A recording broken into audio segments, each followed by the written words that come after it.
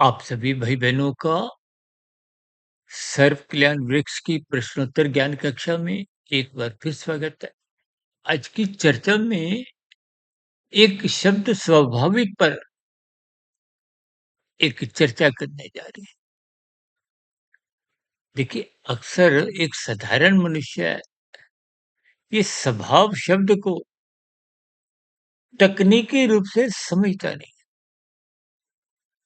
हालाँकि स्वभाव का अभिप्राय प्रकृति से भी लिया जाता है। स्वभाव का मूलभूत रूप जो अपने आप जिसका कोई कारण नहीं, देखिए भौतिक जगत में जड़ पदार्थों में जैसा-जैसा जिसका एक स्वभाव है, कहते हैं ना स्वाभाविक स्थितियाँ। स्वाभाविक स्थितियाँ पर पर हम कुछ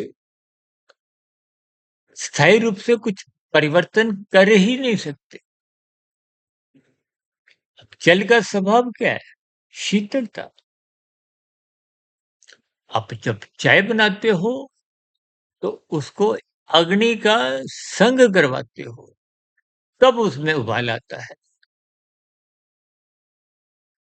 यानी कि वो एक स्वाभाविक स्थिति नहीं है। स्वाभाविक स्थिति का अभिप्राय जब वो दूसरे के संपर्क से हट जाए, आप चाय बनाने का विचार त्याग दो। उस उबलते हुए पानी को ही आप अग्नि से हटा दो आप। तो 10 मिनट में, 15 मिनट में, आधे घंटे में पानी पुनः अपने मूल स्वभाव में लौट आता है।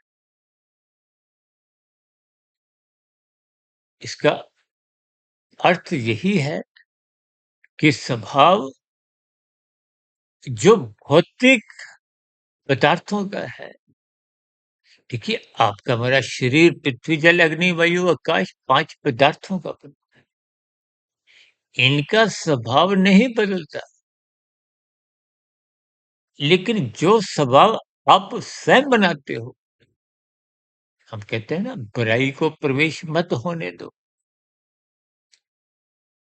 ये बुराई दबे पाँव स्थूल शरीर के स्तर पर आती है, फिर मन बुद्धि के स्तर पर भीतर चली जाती है और फिर भीतर से फिर कारण शरीर में एक संस्कार, एक स्वभाव बन जाता है।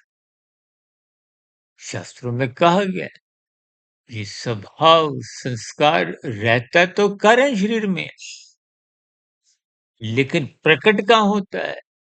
इंद्रियों के स्तर पर, क्रियाओं के स्तर पर। यानी कि प्रकट कहाँ होता है? स्थूल शरीर के स्तर पर क्रियाओं के रूप में और मन बुद्धि के स्तर पर, सूक्ष्म शरीर के स्तर पर विचारों के रूप में, फुर्नों के रूप। यानी कि स्वाभाविक स्थितियों में आप और हम परिवर्तन कोई गहरे तल पे ला नहीं सकते। अब देखिए ना, माता के गर्भ में आपका हमारा एक स्थूल शरीर की एक बनने की जो एक प्रक्रिया है, वो 9 माह 9 दिन की शास्त्रों में कही। उसके बाद जन्म हो जाता है, शिशु काल, बचपन काल, फिर रजोगुण विकसित होता है, कामुक इंद्रियों का विकास होने लगता है। ये एक स्वाभाविक स्थितियाँ हैं, इनको आप रोक नहीं सकते। और युवावस्था में आते-आते पूर्ण रूप से रजोगुण विकसित हो जाता है। ये भी एक स्वाभाविक स्थिति है। इस दैनिक में जो स्थितियाँ बनती हैं, इसीलिए शास्त्रों में विवाह का एक संस्कार रखा गया है। आजकल देखिए कलयुगी स्थितियाँ हैं, लिव इन रिलेशनशिप जैसी स्थितियाँ आप सुनते ही हो। तन के स्तर पर कुछ संबंध बनते हैं, आपसी रजामंदी, सहमति से। और भी देखिए कई स्थितियाँ हैं। भले ही कहीं-कहीं कुछ कानून की एक अनुमतियाँ भी हों, वो हमारा आज का विषय नहीं है, हालाँकि इस पर भी हमने पहले चर्चाएँ रखी। आज हमारी चर्चा स्वाभाविक स्थिति, यानी कि तन के स्तर पर भी एक कमजोरियाँ हैं, दोष हैं। हालाँकि इसके पीछे भी देखिए प्रकृति का एक प्रवाह है। इस संसार का प्रवाह को प्रकृति का अब उसके बाद प्रौढ़ अवस्था आती है। शरीर के स्तर पर रहस्य होना आरंभ हो जाता है। वृद्धावस्था आने लगती है। ये सब स्वाभाविक स्थितियाँ हैं। आप रोक नहीं सकते। आप थोड़ा अपना खान-पीन, अपनी दिनचर्या व्यवस्थित रखोगे तो बुढ़ापा कुछ देरी से आ सकता है, लेकिन आने से आप रोक नहीं सकते। ये सब स्वाभाविक स्थितियाँ हैं। जबकि कि हमारे जीवन में जो एक विकृतियाँ हैं, विकार हैं, अब जैसे आपका हमारा खाना-पीना, दिनचर्या बिगड़ती है, तो बुढ़ापा जल्दी भी आ जाता है। अब स्थूल शरीर के स्तर पर जो रोगग्रस्त स्थितियाँ उत्पन्न होती हैं, वो स्वाभाविक नहीं है। इसका कारण है, आपकी हमारी दिनचर्या बिगड़ती है, आपका हमारा खाना-पीना बिगड़ जाता है, आपका हमारा जीवन शैली बिगड़ जाती है, उसके कारण रोग आते हैं। अन्यथा परमात्मा ने आपको में एक स्वस्थ जीवन दिया है। देखिए, जन्म के साथ ही कुछ अपंगता स्थूल शरीर के स्तर पर कहीं-कहीं अपवाद रूप में देखी जाती है, तो पहले के किए गए पाप कर्मों का कुछ एक परिणाम है, जो प्रारब्ध में, भाग्य में, किसी भी रूप में मिलता है। लेकिन इन स्वाभाविक स्थितियों को आपको ज्ञानपूर्वक समझना है। यानी कि अपने मिले हुए जीवन में जो स्वाभाविक स्थितियाँ हैं, उनको तर्कपूर्वक समझिए। अपना स्वभाव देखिए, आत्मा का स्वभाव क्या है? वो तो दिव्य गुण वाली है।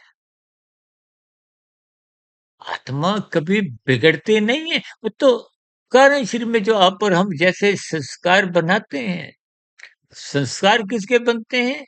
जैसे आप इंद्रियों के स्तर पर, स्थूल शरीर के स्तर पर जो-जो क्रियाएँ करते हो, उसका क्रमशः बनता है, उनके संबंधित संस्कार बनते हैं। और मानसिक स्तर पर जब आप क्रियाएँ तो नहीं करते, तो क्रमशः तो बन नहीं सकता।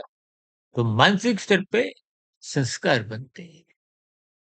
अब जिस संस्कारों की जैसी-जैसी स्थितियाँ होती हैं, उन बने हुए संस्कारों के आधार पे ही वो कार्यशील की जो एक परछाई है, वो आत्मा पे, ज्ञान पे पड़ती है। आत्मा तो ज्ञान स्वरूप है। फिर आत्मा का ज्ञान कमज़ोर हो जाता है, ढक जाता है, जो भी शब्द आप समझो।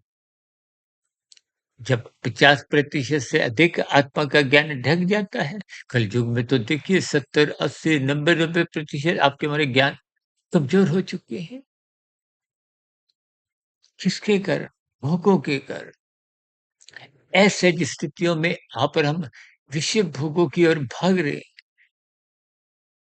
देखिए 24/7 विषय भोगों को भोगना कोई स्वाभाविक स्थितियाँ नहीं है।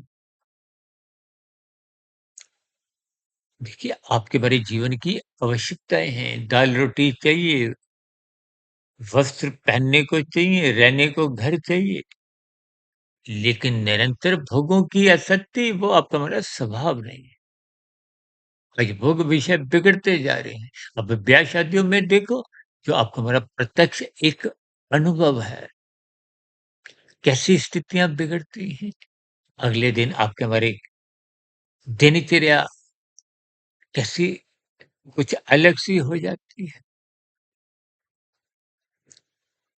देखिए, जब आप खाना-पीना अधिक मात्रा में लेते हो, तो उसका निश्चित ही रोगग्रस्त स्थितियाँ एक दिन में नहीं, कुछ समय बाद आने लगती हैं।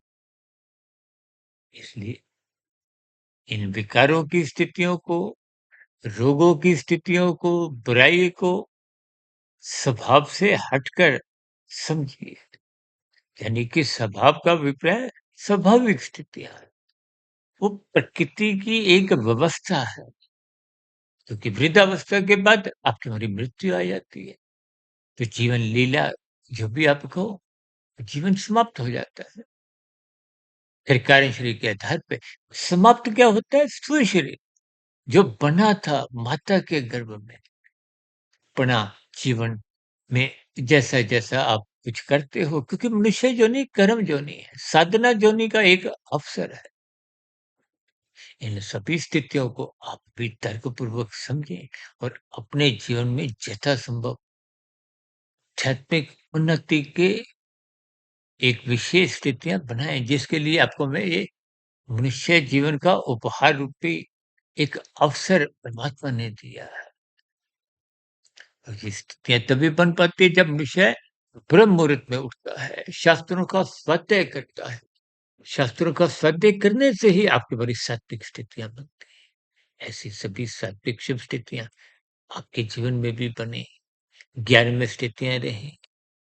ये स्वाभाविक और विकार की रोगग्रस्त स्थितियों में आपका हमारा जो एक मूल अंतर है, उसको आप और हम पहचानें, यानी कि परमात्मा से जुड़ें, लाभदायक स्थितियों से जुड़ें, गुरु के बताए मार्ग पर चलें, शास्त्र सम्मत स्थितियों से अपने आप को, जीवन को ढालें। इन्हीं शुभकामनाओं के साथ आज की चर्चा विषय को अब यहीं विश्राम देते हैं। कल सुबह ब्रह्म मुहूर्त ज्ञान उपदेश कक्षा में फिर मुलाकात करेंगे। तब तक आप अपने आध्यात्मिक मित्र सुधीर भट्ट को इजाज़त दें। वीडियो विशेष को ध्यानपूर्वक सुनने के लिए आप सभी भाई-बहनों को बहुत-बहुत धन्यवाद।